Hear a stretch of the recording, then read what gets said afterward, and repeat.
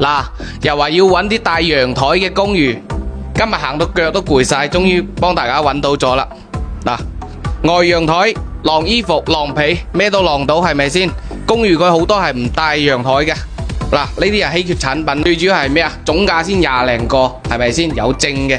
嗱，呢邊獨立廚房都係帶埋窗，到時呢，裝埋個推拉門，咪成咗獨立嘅咯，係嘛？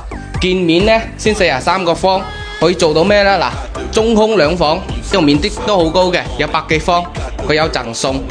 入門呢度呢，嗱，洗手間就唔使講啦，呢啲梗係標配嚟㗎啦，係咪先？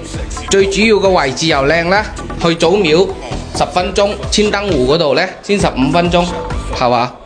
呢啲咁嘅產品揾唔到嘅，而且小區樓下呢，佢係帶花園嘅，係嘛？嗱，呢個係主人房，嗱，都好大嘅，2米3、4大床，係咪先？帶埋標配衣櫃。2樓呢，係嘛？好多啲女友啊都話2樓冇帶嗰啲洗手間啊，呢啲咪有咯，係咪先？乾濕分離。嗱，2個房全部都帶窗嘅，係咪先？